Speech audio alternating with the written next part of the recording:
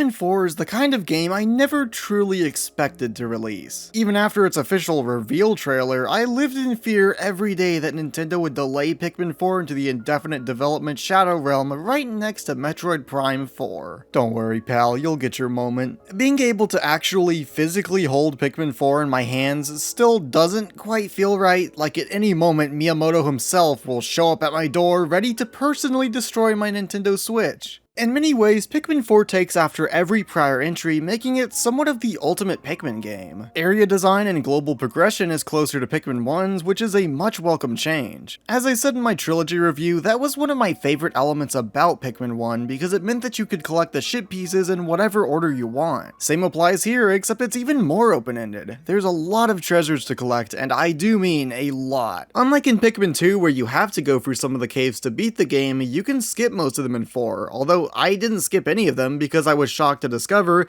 the caves are actually fun and well designed this time. Many of the criticisms I shared in my Pikmin 2 review have been addressed, and quite well if I might add. Caves feel so much more distinct thanks to the new gimmicks and mechanics that bring new, genuine puzzles into the mix, which is exactly what I wanted out of the caves in 2. Unfortunately, we don't get as many new bosses exclusive to the caves. There's a lot of retread ground, which is fine to have some of. I mean, it's understandable given how huge this game is, but I don't know. There's a whole cast of interesting new enemies and twists on old favorites like the miniature Snootwhacker, creeping Chrysanthemum, which genuinely scared me a few times, and there's even baby Snagrets. Aw, look at him, he's gonna grow up into a demon hellspawn, yes he is. I love the wide cast of regular enemy creatures in 4, so I think it's a shame that for the most part, bosses don't get that same treatment. It would have been so much cooler to see the Water Wraith return if not for how many other bosses from 1 and 2 are already reused. Man-at Legs, Empress Bullblacks, Emperor Bullblacks, Armored Cannon Beetle, and none of these get major variations aside from the Armored Cannon Beetle. Nonetheless, the caves are without a doubt a step in the right direction. I never understood the decision for them to be procedurally generated in 2, so it was quite refreshing to see them become a better breeding ground for creative new puzzles and beautiful environments distinct from the overworlds. I have to give Pikmin 4 some high praise not only for how good it looks, but its sound design as well. This game is just gorgeous. My personal favorite areas in terms of aesthetics are the blossoming Arcadia and serene shores, which dang if I didn't just want to sit there and take it all in sometimes. I also really like how this game's water looks. I've never felt so invested in a Pikmin game's world as I did with 4. Every area feels so big, every enemy is so creative and creepy in its own way. It all felt so meticulously designed to be the culmination of every prior entry. And then it didn't. My problems with Pikmin 4 start with the difficulty, because, and I say this with the utmost respect for the team behind this game, I wish Pikmin 4 didn't baby you so much. If you thought Pikmin 3 was too easy, then 4 is not going to be the game for you. It's perfectly understandable if you think 3 is so easy that it's boring. Despite everything, I still found that there were a lot of fun ways to use each Pikmin that tied it all together and kept it engaging. My problem with Pikmin 4 is that it's so caught up with trying to appeal to new players with so many new mechanics and things that at first seem like quality of life adjustments that only dumb things down more than necessary. So let's just get the elephant out of the room. You have every Pikmin type: red, yellow, blue, white, purple, rock, winged, and the 2 newbies, ice and glow Pikmin, and yet I think there's hardly any reason to use half of them. And you might ask, why? That's where Oatchi comes in. Oatchi is your brand new best friend who gains a ridiculous amount of abilities that make most of the Pikmin look like utter jokes. Let's take the purple Pikmin for example. In 2, they were by far the most reliable for taking out most grounded enemies in a relatively short time thanks to their ability to stun. It makes them great to have out for any situation, especially for some of the later caves. However, in Pikmin 4, I never felt a need to pull them out unless the game suggested I do so, because to be quite frank, Oatchi's rush ability overshadows the attack stat of any Pikmin. In most scenarios, why would I throw a Pikmin onto an enemy when I can just use Oatchi to have them all immediately latch onto them? That's also ignoring the fact that Oatchi can be upgraded to have his own stun ability, and all of this this is just the tip of the iceberg. Ochi has an absurd set of skills, some that make it where you would actually never need to pull out a single blue Pikmin, some that give him ridiculous offensive capabilities that make it a viable strategy to send him off to deal with smaller scale enemies while you're directing your squad elsewhere, and the worst of them all being the one that invalidates needing to transport any large item in the game with Pikmin. I would understand and be okay with it if he could carry items with a weight of up to 20,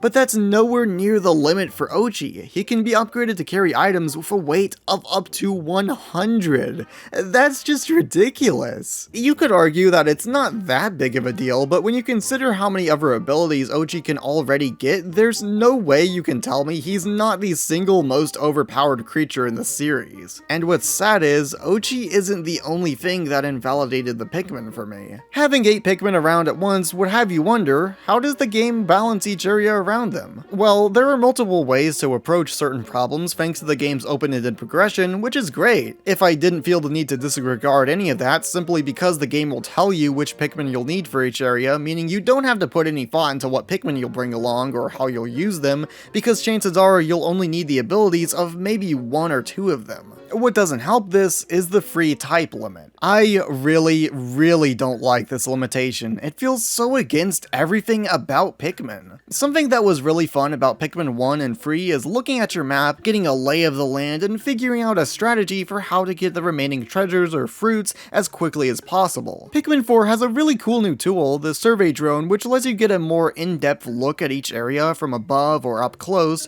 but I never felt the need to use this because I already know what I'll need for the area. The free type limit also feels pretty arbitrary because it's a band-aid solution for a problem that was created by bringing in every Pikmin type. It's an attempt to make Pikmin with more niche use cases seem more useful even when they aren't. Honestly, I would have been okay with some of the Pikmin being cut because while the dev team clearly did their best to balance each Pikmin out given the situation, it would have been better to focus on a smaller group of Pikmin and really test your knowledge of their abilities because I feel as though the game asks so little of you otherwise. You know, I joked in my Pikmin free review about how I had no reason to believe the trend of blue Pikmin being invalidated further and further wouldn't continue with 4, but what I didn't expect was to feel so mixed about all of the Pikmin. In many ways, it feels like Pikmin 4 doesn't want you to think for yourself. There are so many options, so many tools in your arsenal that you might never think to use, so you might wonder why I'm criticizing the game so much. Some might say to just not use Ochi, or to not use as many Pikmin. Self-imposed challenges are cool and can provide some much needed refreshment when you feel you've run out of things to do in a game,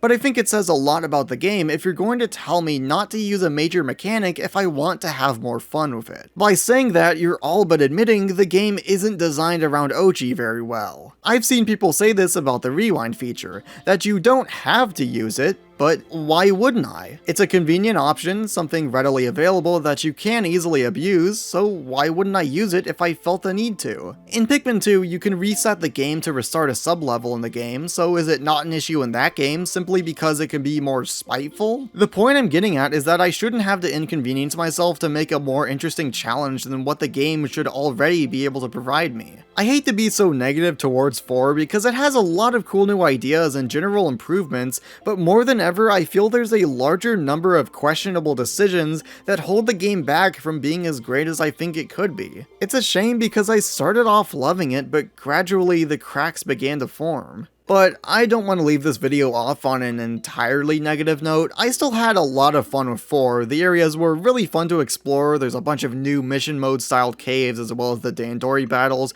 which provided a little more of the challenge, urgency, and strategy I was looking for. Definitely not as difficult or as elaborate as some of the missions in free, but still fun stuff. This game is content packed for sure. I have over 30 hours in it and I still haven't 100% completed it. I honestly began to wonder if the game was even going to end. I think if I were to change Pikmin 4 in any way, I would either remove Ochi or significantly nerf his abilities because he's just too powerful for his own good. Second, no type limit and cut out the white and winged Pikmin. They had so few use cases in 4. Personally, I hardly value Pikmin types that are only useful for faster item traversal when the game they're in has no day limit. To be clear, I think they're fine for the mission mode styled levels, but otherwise, I just don't see why I need them. most of the time. And unfortunately, I don't think you could give 4 a day limit without cutting out a significant amount of the content. However, there is the shipwreck tale, which was probably my favorite part about the game. You only get the classic trio of Pikmin, so each area feels like it's more free to use the abilities of each, especially because each area is slightly reimagined in that they'll have new hazards, obstacles, and enemies around. The day limit also means that the Ochi equivalent doesn't feel as overpowered because now you're having to manage both the Pikmin and Moss to beat the clock. If nothing else, Pikmin 4 sets a very interesting precedent for a potential Pikmin 5 because despite everything, there's still a lot of good in Pikmin 4. With some retooling and reconsideration of certain mechanics and the general difficulty curve, if there were to be another entry, I think it could end up being the best yet.